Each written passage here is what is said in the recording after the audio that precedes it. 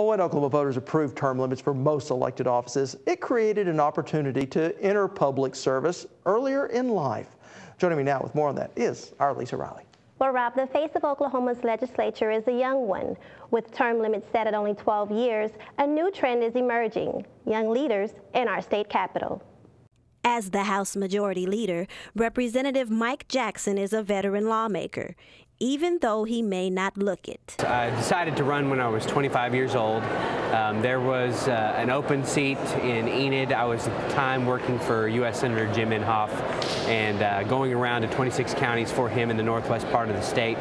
I had had the opportunity to get a taste of what it is to be a public servant in terms of helping people and trying to help them with any problem that they might have, and that's why I ran. Jackson is one of a growing number of lawmakers elected while still in their 20s. We've seen a much younger group of people that are elected to state representatives. Right now in the Oklahoma House of Representatives, the average age is in the mid-30s, and we also have continued to see higher education, more people with degrees. Jackson credits his success with lessons he learned while still a student in FFA. Helping today's students realize their own goals is what brought several career tech student organizations to the Capitol to meet with lawmakers not much older than them. I've learned so many good communication skills. I was a very shy young girl, and so I've learned how to, really get out there and meet people, and I've met so many great youth leaders and state leaders through this, and it's really helped me.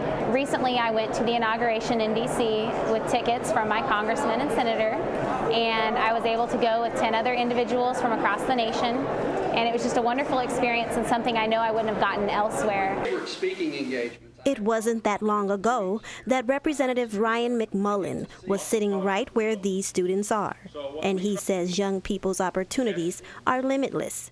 Having made use of his career tech experience, he is a walking billboard to students interested in public life. It's career tech organizations that I had an opportunity to visit with today that are really providing those leadership experiences for young people to step into leadership positions in not very far down the future. That's one of the byproducts of term limits, is that over the past few years we've seen the face of our state legislature get much younger, and it's young people that we're visiting with today that are going to be filling those roles. Something Skills USA officer Cody McPherson says makes him want to run for public office. It's kind of like a saying that we have around our shop: hard skills will get you to the top, but it's the soft skills like leadership, organization, knowing how to run a meeting, and knowing the political side of things that's going to keep you there. Skills Career Tech State Director Phil Birkenbile says helps young people no matter what their aspiration.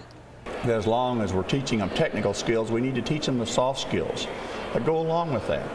Employers are constantly asking us for persons to show up on time, to be friendly, to know how to shake hands, look somebody in the eye. And I think when we have our student organization officers, we're trying to impress upon them just how valuable those skills are in everyday life and how they'll lead to greater success in the world of work.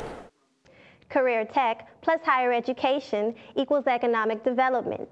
In fact, since we shot this story, Representative McMullen was appointed by President Barack Obama as the State Director of USDA Rural Development, a job that will let him work at creating other jobs in small towns across the state. And Representative McMullen certainly isn't alone with his success. I understand some of the students that were interviewed also went on and did quite well at some of their national conventions. Well, Rob, many of them did go on to conventions to win a number of different awards. But if you ask most students, they'll tell you that they join these types of organizations to improve their leadership and communication skills. All right, a great bunch of kids. Thank you, Lisa. Thank you.